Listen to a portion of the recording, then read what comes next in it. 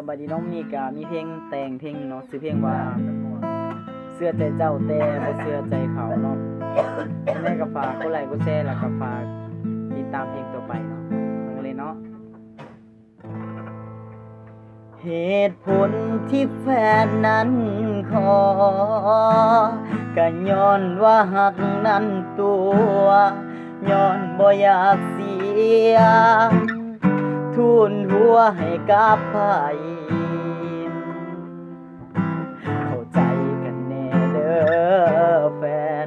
เหตุผลที่แฟนเฮ็ดไป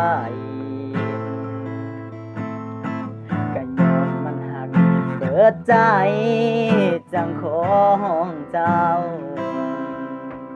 ยามเห็นแฟนโพสต์รูปไว้ยามเห็นหมู่ไปคอมเมนต์แฟนเป็นคือคนบ้าปวงบ่แม่นบ่ไว้ใจเจ้าบ่แม่นบ่เชื่อใจทุนหัวแต่ว่าอายนี้ยานเสียเจ้าให้เขาเข้าใจกันแน่เด้อยายเห็นใจแฟนแน่เด้อวันหูอยู่ว่ามันบ่ควรที่สิหึงหวงเสื้อใจเจ้าบ่เสื้อใจเขาไว้ใจแฟนหักอยู่ดอกสาเหตุที่แฟนคอยบอกก็ย้อนหักเจ้าหลายเข้าใจว่าเป็นหมู่กันหูอยู่แฟนนานมีเพื่อนหลายหมู่ผู้หญิงก็พอเข้าใจ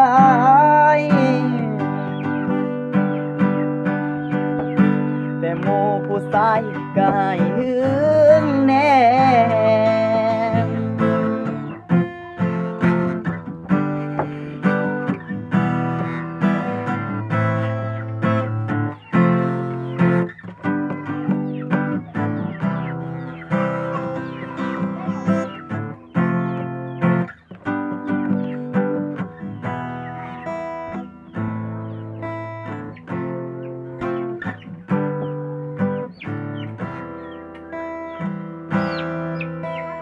ใจแฟนแน่เด้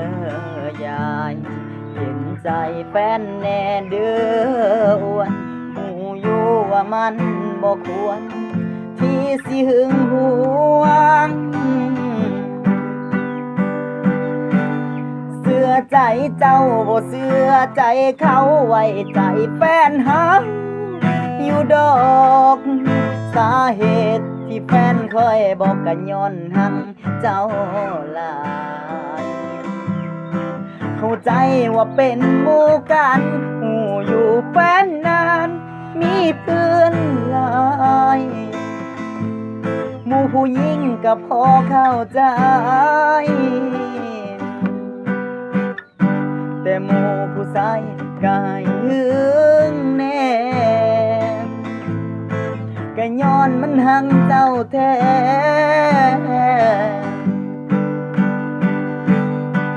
กันดีกว่าแกมันแย่เอาบ่ทันก็ย้อนหักแต่จอมขวัญถ้าขาดเจ้านั้นอายซ้ำกับตาย